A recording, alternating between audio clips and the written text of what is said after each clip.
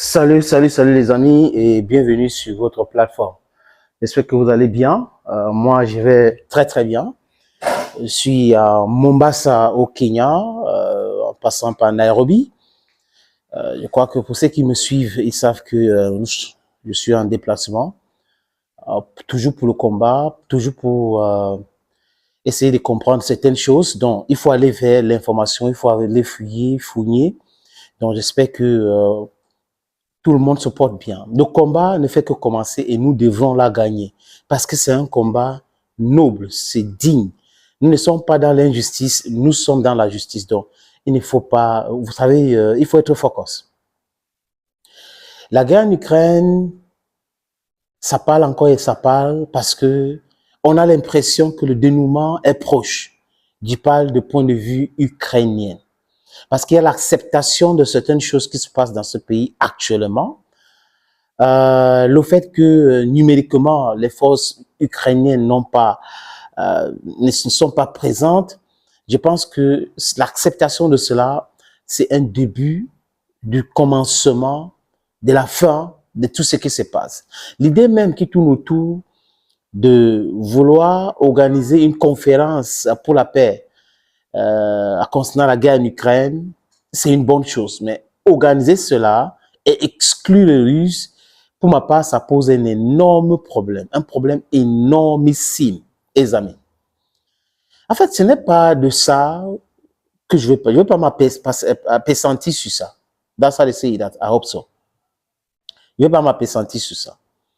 Ni de dire que Emmanuel Macron et la France ont décidé d'accroître la production des armements dans leur pays. Bon, quand on écoute les chiffres, ça reste à désirer. C'est moins que ce que l'Iran produit en 3 mois qu'ils veulent produire en 1 an. Donc, vous comprenez que il n'y a pas match. C'est un truc déséquilibré.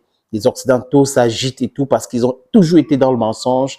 Ils ont manipulé les Ukrainiennes. Ils ont mis les Ukrainiens dans cette situation aujourd'hui. Donc, ils sont obligés à toujours continuer à faire tout ce bruit-là. Oh, on va ceci, on va soutenir, 100 milliards par-ci. Alors qu'ils ne peuvent pas expliquer avec exactitude le mécanisme qui va les pousser à avoir ce montant-là, les amis. Il y a un général qui s'appelle Sodol. Le général Sodol, c'est lui qui contrôle les forces ukrainiennes à l'est du pays, donc au niveau du Donbass et les autres régions. Oh, ils appellent ça les oblasts. Il était à l'Assemblée nationale ukrainienne, la Rada. Et devant les députés, il a présenté la situation alarmante et alarmiste. Il dit clairement que les forces russes sont 7 fois plus nombreuses que les forces ukrainiennes. Je répète, ce n'est pas de moi que ça vient. Ça vient du général Sodol, un général ukrainien, qui dit à l'Assemblée nationale, à Kiev, que, je cite, les forces russes sont 7 fois plus nombreuses que les forces ukrainiennes.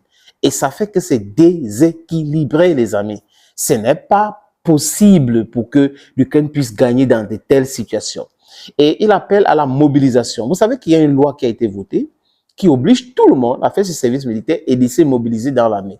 Mais le problème aujourd'hui, c'est quoi, les amis? On parle des dates de mobilisation, on passe d'obligation de mobilisation, c'est ce que disent les Ukrainiens. Mais on ne parle pas de la durée avant la démobilisation. Parce que quand vous mobilisez les gens, il faut les démobiliser. Si vous mobilisez les gens pour toujours, est-ce que ça doit les donner cet incentive to want to stay, fight and all that? Because people need to go see their families, and that's what's happening with all the professional armies in the world. But the case of Ukraine is such a particular case.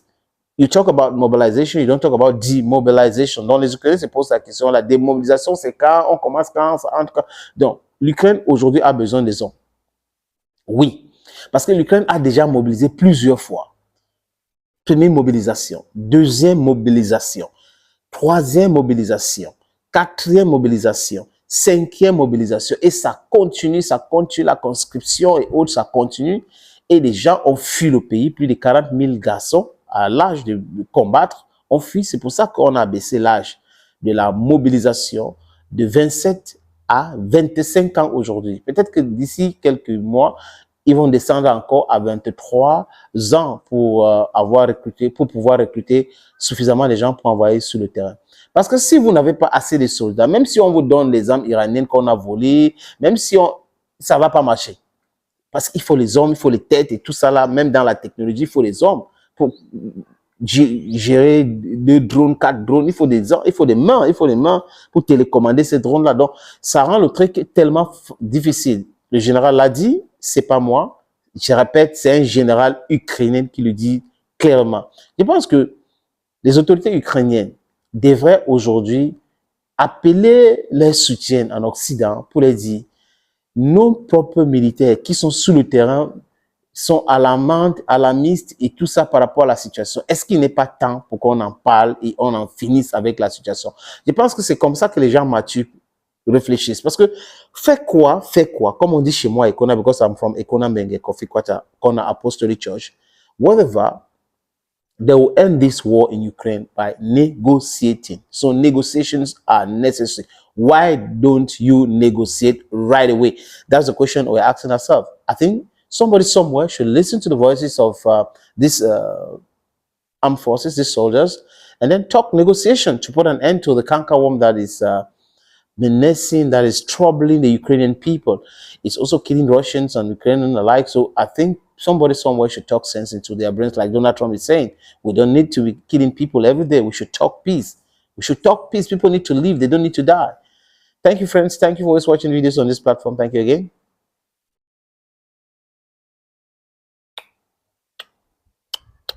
Bye-bye for now.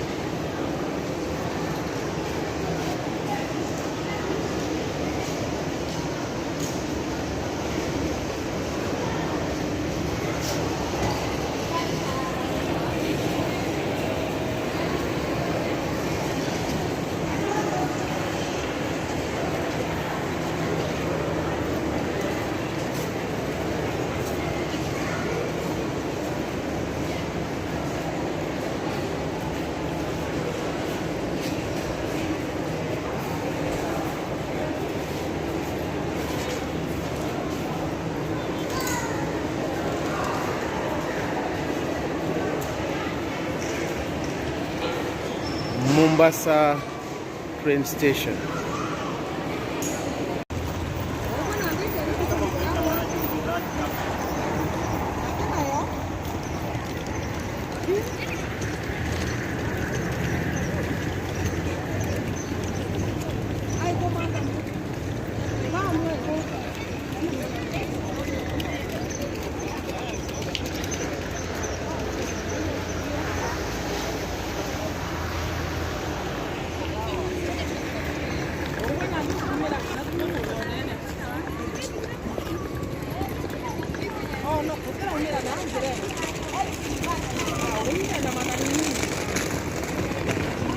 Mombasa.